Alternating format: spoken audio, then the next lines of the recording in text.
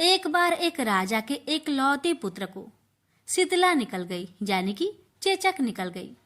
उसी की राज्य में एक काछी पुत्र को भी शीतला निकली हुई थी। काछी परिवार बहुत गरीब था, पर भगवती का उपासक था। वह धार्मिक दृष्टि से जरूरी समझे जाने वाले सभी नियमों को बीमारी के दौरान भी भली भांति निभाता रहा। घर में साफ सफाई का विशेष ख्याल रखा जाता था। नियम से भगवती की पूजा होती थी।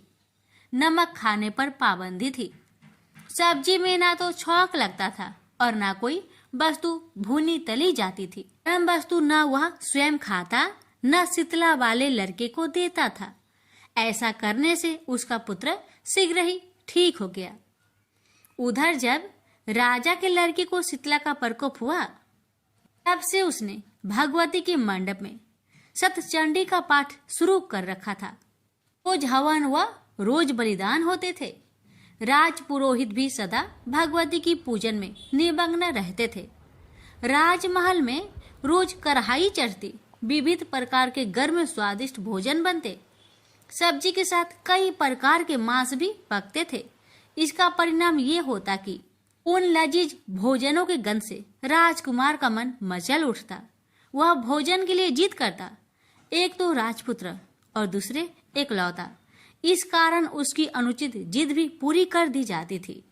इस पर शीतला माता का कोप घटने के बजाय बढ़ने लगा। शीतला के साथ साथ उसे बड़े बड़े फोड़े भी निकलने लगे, जिनमें खुजली व जलन अधिक होती थी। शीतला की शांति के लिए राजा जितने भी उपाय करता, शीतला का प्रकोप उतना ही बढ़ता जाता, क्योंकि अज्ञानतावश राजा के यहाँ सभी कार्य उल्टे हो रहे थे। इससे राजा और अधिक परेशान हो उठा। उसकी समझ में नहीं आ रहा था कि इतना सब होने के बाद भी शीतला का प्रकोप शांत क्यों नहीं हो रहा है। एक दिन राजा के गुप्तचरों ने उन्हें बताया कि काछी पुत्र को भी शीतला निकली थी, पर वह बिल्कुल ठीक हो गया है। यह जानकर राजा सोच में पड़ गया कि मैं शीतला की इतनी सेवा कर रहा हूँ, जब वह अनुष्ठान में कोई भी कमी नहीं रह रहा, पर मेरा पुत्र अधिक रोगी होता जा रहा है, जबकि काछी पुत्र बिना सेवा पूजा के ही ठीक हो गया। इसी सोच में उसे रात भर नींद न आई। श्वेत वस्त्र धारिणी भगवती ने उसे सपने में दर्शन देकर कहा, हे राजन, मैं तुम्हारी सेवा अर्चना से प्रसन्न हूँ, इसलिए आज भी तुम्हारा पुत्र जीवित है। इसके ठीक न होने का कारण यह है कि तुमने शीतला के समय पालन करने योग्य नियमों का उल्लंघन किया है। तुम्हें ऐसी हालत में नमक का प्रयोग बंद करना चाहिए। नमक से रोगी के फोड़ों में खुजली होती है। घर की सब्जियों में छौंक नहीं लगाना चाहिए, क्योंकि इसकी गंध से रोगी का मन वस्तुओं को खाने के लिए ललचाता है। रोगी का किसी के पास आना जाना मना है, क्योंकि यह रोग औरों को भी होने का भय रहता है। अतः इन नियमों का पालन कर, तेरा पुत्र अवश्य ठीक हो जाएगा। विधि समझाकर देवी माता अंतर्ध्यान हो गई। अतः से ही राजा ने देवी की आज्ञा अनुसार सभी कार्य की व्यवस्था कर दी। इससे राजकुमार की स्नेह पर अनुकूल प्रभाव पड़ा और वह शीघ्र ही ठीक हो गया। इसी दिन भगवान श्री कृष्ण और माता देवकी का विधिवत पूजन करके मध्यकाल में स्वास्तिक पदार्थों का भोग लगाना चाहिए। ऐसा करने से पुण्य ही नहीं मिलता, बल्कि समस्त दुखों का भी निवारण होता है।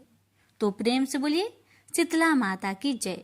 बहुत समय एक बार शीतला माता ने सोचा कि चलो आज देखो कि धरती पर मेरी पूजा कौन करता है, कौन मुझे मानता है। यही सोचकर शीतला माता धरती पर राजस्थान के डुगरी गांव में आई और देखा कि इस गांव में मेरा मंदिर भी नहीं है, न मेरी पूजा है। माता शीतला गांव की गलियों में घूम रही थी। तभी एक मकान के ऊपर से किसी ने चावल का उबला हुआ पानी यानी मार नीचे फेंका। वह उबला पानी शीतला माता के ऊपर गिरा, जिससे शीतला माता के शरीर में छाले फफोले पड़ गए। शीतला माता के पूरे शरीर में जलन होने लगी। शीतला माता गांव में इधर उधर भाग भाग के चिल्लाने लगी, अरे मैं जल गई, मेरा शरीर तप रहा है, जल रहा है, कोई मेरी मदद करो। लेकिन उस गांव में किसी ने शीतला माता की मदद नहीं की। तभी अपने घर के बाहर एक कुम्हारन महिला बैठी थी। उस कुम्हारन ने देखा कि अरे, ये बूढ़ी माई तो बहुत जल गई। इसके पूरे शरीर में तपन है, इसके पूरे शरीर में छाले फफोले पड़ गए हैं। यह तपन सहन नहीं कर पा रही है। तब उस कुम्हारन ने कहा, ए माँ, तू यहाँ आकर बैठ जा, मैं तेरे शरीर के ऊपर ठंडा पानी डालती हूँ। कुम्हारन ने उस बूढ़ी माई पर खूब ठंडा पानी डाला और बोली, हे माँ, मेरे घर में रात की बनी हुई रावड़ी रखी है, थोड़ा दही भी है। शीतला माता ने ठंडी ज्वार के आटे की रावड़ी और दही खाया, इससे शरीर में ठंडाई मिली। तब उस कुम्हारन ने कहा, आ माँ, बैठ जा, तेरे सिर के बाल बिखरे हैं, ला मैं तेरी चोटी गुथ देती हूँ। और कुम्हारन माई की चोटी गुथने हेतु ही बालों में करती रही। अचानक कुम्हारन की नजर उस बूढ़ी माई के सिर के पीछे पड़ी तो कुम्हारन ने देखा कि एक आंख बालों के अंदर छुपी है। यह देखकर वह कुम्हारन डर के मारे घबराकर भागने लगी। तभी उस बूढ़ी माई ने कहा, रुक जा बेटी, तू डर मत, मैं कोई भूत प्रेत नहीं हूँ, मैं शीतला देवी हूँ। मैं तो इस धरती पर देखने आई थी कि मुझे कौन मानता है, कौन मेरी पूजा करता है। इतना कहा माता 4 भुजा वाली हीरे जवाहरत के आभूषण पहने, सिर पर स्वर्ण मुकुट धारण किए अपने असली रूप में प्रकट हो गई। माता के दर्शन कर कुम्हारन सोचने लगी कि अब मैं गरीब इस माता को कहाँ बैठाऊं। तब माता बोली, हे बेटी, तू किस सोच में पड़ गई। तब उस कुम्हारन ने हाथ जोड़कर आंखों में आंसू बहाते हुए कहा, हे माँ, मेरे घर में तो चारों तरफ दरिद्रता है, बिखरी हुई है, मैं आपको कहाँ बैठाऊं। मेरे घर में ना तो चौकी है, ना बैठने का आसन। तब शीतला माता प्रसन्न होकर उस कुम्हारन के घर पर खड़ी हुई। गधे पर बैठकर एक हाथ में झाड़ू, दूसरे हाथ में डलिया लेकर उस कुम्हारन के घर की दरिद्रता को झाड़कर डलिया में भरकर फेंक दिया और उस कुम्हारन से कहा, बेटी, मैं तेरी सच्ची भक्ति से प्रसन्न हूँ, अब तुझे जो भी चाहिए मुझसे वरदान मांग ले। तब कुम्हारन ने हाथ जोड़कर कहा, हे माता, मेरी इच्छा है अब आप इसी डुगड़ी गांव में स्थापित होकर यहीं रहो और जिस प्रकार आपने मेरे घर की दरिद्रता को अपनी झाड़ू से साफ कर दूर किया, ऐसे ही आपको जो भी होली की बात की, सप्तमी को भक्ति भाव से पूजा कर आपकी ठंडा जल, दही व बासी ठंडा भोजन चढ़ाए, उसके घर की दरिद्रता को साफ करना और आपकी पूजा करने वाली नारी जाति का अखंड सुहाग रखना, उसकी गोद हमेशा भरी रखना। साथ ही जो पुरुष शीतला सप्तमी को नाई के यहाँ बाल ना कटवाए, धोबी को कपड़े धुलने ना दे और पुरुष भी आप पर ठंडा जल चढ़ाकर, नारियल फूल चढ़ाकर परिवार सहित ठंडा बासी भोजन करे, उसके काम धंधे व्यापार में कभी दरिद्रता न आए। तब माता बोली, तथास्तु। हे बेटी, जो जो तुमने वरदान मांगे मैं सब तुझको देती हूँ। हे बेटी, तुझे आशीर्वाद देती हूँ कि मेरी पूजा का मुख्य अधिकार इस धरती पर सिर्फ कुम्हार जाति का ही होगा। तभी उसी दिन से डुगड़ी गांव में शीतला माता स्थापित हो गई और उस गांव का नाम हो गया सील की डुगड़ी। सील की डुगड़ी भारत का एकमात्र मुख्य मंदिर है। शीतला सप्तमी पर वहाँ बहुत विशाल मेला लगता है। इस कथा को पढ़ने से या श्रवण करने से दरिद्रता का नाश होने के साथ सभी मनोकामनाएं पूरी होती है। जय माँ शीतला सबका कल्याण करे। शीतला माता की आरती।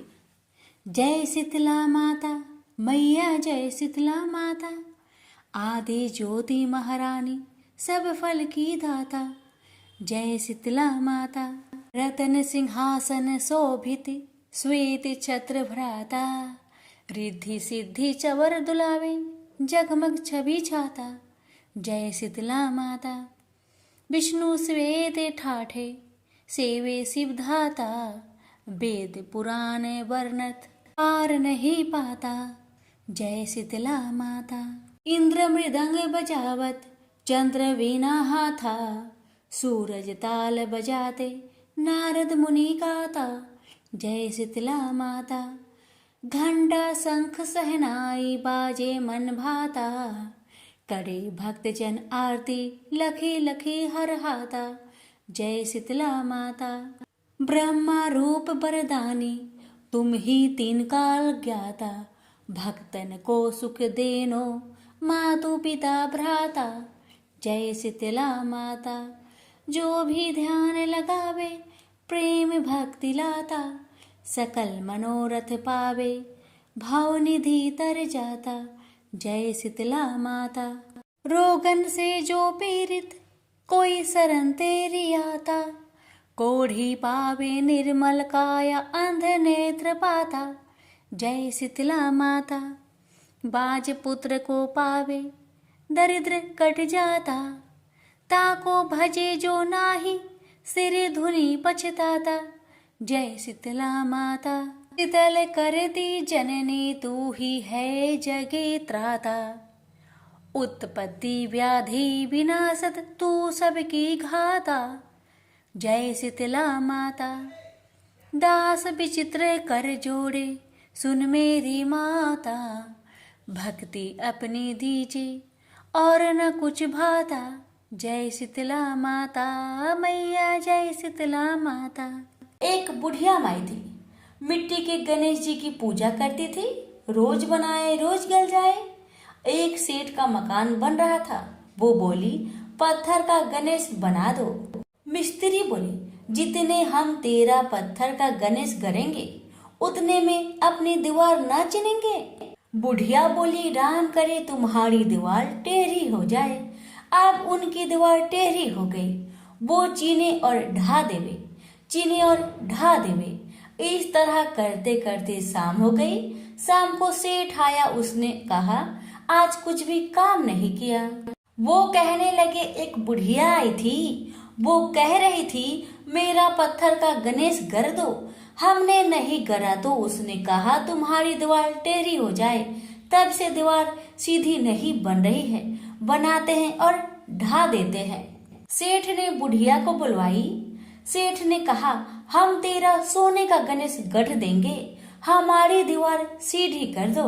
सेठ ने बुढ़िया को सोने का गणेश गढ़ दिया। सेठ की दीवार सीधी हो गई। जैसे सेठ की दीवार सीधी की वैसे सबकी करना।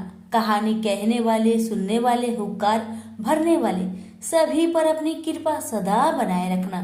प्रेम से बोलिए गजानंद भगवान की जय।